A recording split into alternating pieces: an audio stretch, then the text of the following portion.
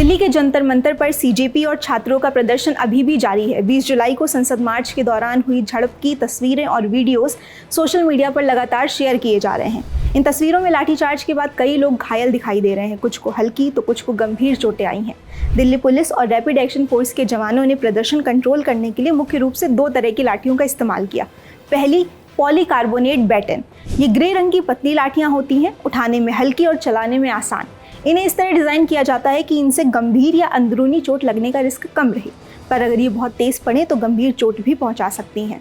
दूसरी है पारंपरिक बांस या बेत की लाठियाँ। पुलिस लंबे समय से इनका इस्तेमाल करती रही है। ये काफ़ी सख्त होती हैं, हल्का वार भी दर्द, सूजन और नील छोड़ सकता है। अगर ये ज़ोर से पड़े या शरीर के संवेदनशील हिस्सों पर लगें तो फ्रैक्चर और गंभीर अंदरूनी चोट का कारण बन सकती हैं। चोट कैसी होगी, ये सिर्फ लाठी पर नहीं बल्कि वार कितनी ताकत से किया गया है, वो शरीर के किस हिस्से पर हुआ है और व्यक्ति की उम्र व शारीरिक स्थिति क्या है, इस पर भी निर्भर करता है। देखिए, तस्वीरें बोलती हैं और लाठीचार्ज का असर भी साफ दिख रहा है, पर एक बार डॉक्टर से समझ लेते हैं कि लाठी से लगने वाली चोट कितनी गंभीर हो सकती है। आज सेहत के इस खास एपिसोड में ये भी पता करेंगे कि शरीर में किन जगहों पर लाठी पड़ना सबसे गंभीर है और जानलेवा हो सकता है। अगर किसी को लाठी लगी हो तो मौके पर तुरंत क्या फर्स्ट एड देनी चाहिए, किन गलतियों से बचना चाहिए और किन संकेतों को देखकर समझ जाना चाहिए कि चोट सिर्फ बाहरी नहीं है और तुरंत अस्पताल जाने की ज़रूरत है। सुनिए।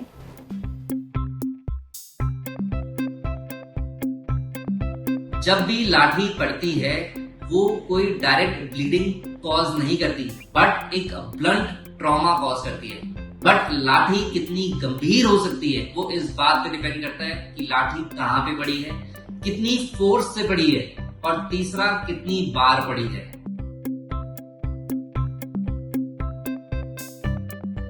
अगर लाठी किसी की आंख पे, सिर पे, गर्दन पे, पेट पे या फिर अगर गुप्त अंगों पर पड़ी है और कई केसेस में अगर कमर पे पड़ी है तो कुछ केसेस में इनमें से लाठी पड़ना जानलेवा साबित हो सकता है।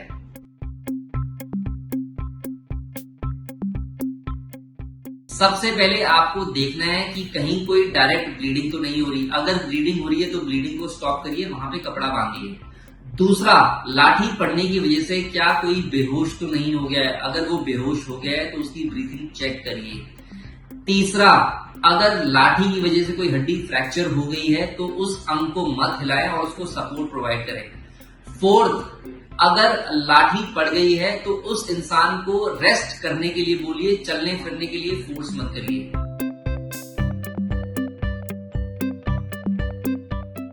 लाठी पड़ने के तुरंत बाद आपको दौड़ना भागना नहीं है, आप रेस्ट कर सकते हैं और आपको एनालाइज करना है कि आपकी लाठी कहां लगी है। इसे डैमेज कंट्रोल कहते हैं। नंबर 2, आपको चेक करना है कि आपकी सूजन बढ़ती जा रही है, सूजन कम हो रही है। अगर दवाई लेने के बाद भी दर्द में आराम नहीं आ रहा और सूजन कम नहीं हो रही तो ये इंटरनल ब्लीडिंग के साइंस हैं और इसमें आपको तुरंत हॉस्पिटल जाना चाहिए। और फिर आपको अपने पेट को चेक करना है, ये देखना है कहीं किसी इंटरनल ऑर्गन में तो चोट नहीं आई है, वहां पे सूजन तो नहीं हो रही या वहां पे पेट में दर्द तो नहीं हो रहा है। सबसे पहले अगर लाठी पड़ने के बाद कोई बेहोश हो गया है तो उसे हॉस्पिटल लेके जाना चाहिए। फिर अगर बार बार उनको उल्टी आई है या कोई उल्टी का एपिसोड है तो उनको हॉस्पिटल जाना चाहिए। अगर नाक से खून आ रहा है, आंख से खून आ रहा है या कान से खून आ रहा है, ये भी एक हेड इंजरी का क्लासिकल साइन है लाठी पड़ने के बाद, इसके बाद भी हॉस्पिटल जाना चाहिए। और यहां तक कि पेशाब में खून आना या शरीर के किसी पार्ट में सुनपन होना, ये भी एक इमरजेंसी को दर्शाते हैं और इसमें भी हॉस्पिटल में तुरंत रश करना चाहिए।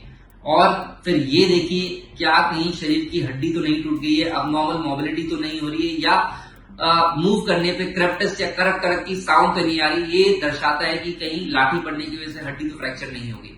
इन सब बातों का ख्याल रखना चाहिए और इन सब में से कोई भी सिम्टम हो तो अस्पताल तुरंत भागना चाहिए। संसद मार्च के दौरान प्रदर्शनकारियों पर आंसू गैस के गोले भी छोड़े गए थे। सेहत में हमने इस पर भी बात की है। अगर आपने वो एपिसोड मिस कर दिया है तो ऊपर आई बटन पर क्लिक करके उसे देख सकते हैं। बाकी अपनों और अपनी सेहत का रखिए ख्याल। देखते रहिए द ललन टॉक।